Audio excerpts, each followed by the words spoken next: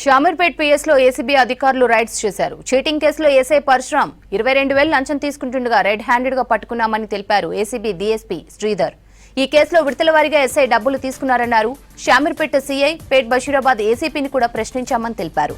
2 లక్షలు డిమాండ్ చేయడంతో బాధితుడు తమను ఆశ్రయించాడని తెలిపారు ఏసీబీ డీఎస్పీ శ్రీధర్.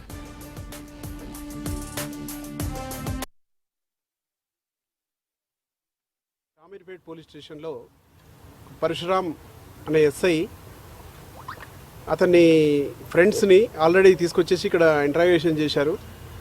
ఒక misappropriation criminal breach of trust cheating కేసులో ఆయిల్ అనేది మిస్అప్రాప్రియేషన్ చేశారని చెప్పి ట్రావెలింగ్లో ఉన్నప్పుడు అతన్ని తీసుకొచ్చి ఇక్కడ ఇంట్రాగేషన్ చేశారు. చేసి ఇతను ఆయిల్ కొన్నాడని చెప్పేసి ఇతను ఫ్రెండ్స్ కొన్నారని చెప్పేసి ఇతన్ని ఆ కేసులో ఇన్వాల్వ్ చేస్తామని చెప్పేసి 20వ తారీఖు నాడు ఇక్కడ పట్టుకొచ్చారు. తర్వాత 21వ తారీఖు నాడు దాని గురించి అని చెప్పేసి 2 లక్షల రూపాయలు ఇవ్వాలని డిమాండ్ చేస్తే ఆ 2 లక్షల రూపాయలు అతని ఫ్రెండ్స్తో మాట్లాడేసేసి తీసుకొచ్చి 21st నాడు ఇక్కడ ఎవరైతే ఎస్ఐ గారి కారు ఉందో ఆ కారులో పెట్టేసాడు. ఆ 2 లక్షలలో మళ్ళీ కొంత అమౌంట్ తక్కువ వచ్చింది అని చెప్పేసి మళ్ళీ పిలిపించేసి అడిగి ఆ తర్వాత ఇంకా 20,000 రూపాయలు అధికంగా బ్రైబ్ కావాలని చెప్పేసి డిమాండ్ చేశాడు. 25,000 అడిగాడు. 25,000 ఇవ్వలేదని చెప్తే ఆఖరికి దాన్ని 20,000కు తగ్గించేసి ఇంకా అతనితో పాటు కానిస్టేబుల్స్ వాళ్ళ గురించి అని చెప్పేసి ఇంకొక 2,000 కూడా ఎక్స్ట్రా కావాలని అడిగాడు. ఆ 22,000 ఇవాళ తీసుకురావాలని చెప్పేసి మార్నింగ్ ఫోన్ చేశాడు.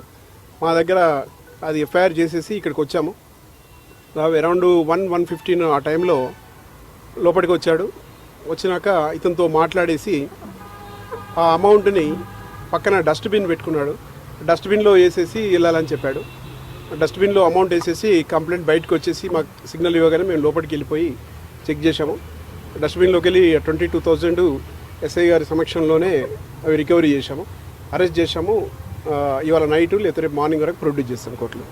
కానిస్టేబుల్స్ ఎందుకంటే వాళ్ళ పేరు మీద ఇతను అడిగాడు కానీ వాళ్ళు తీసుకోలేదు. ఇతనే యాక్సెప్ట్ చేశాడు. వాళ్ళ డిమాండ్ కూడా ఈవెన్ కానిస్టేబుల్స్ ఎవరు డిమాండ్ చేయలే.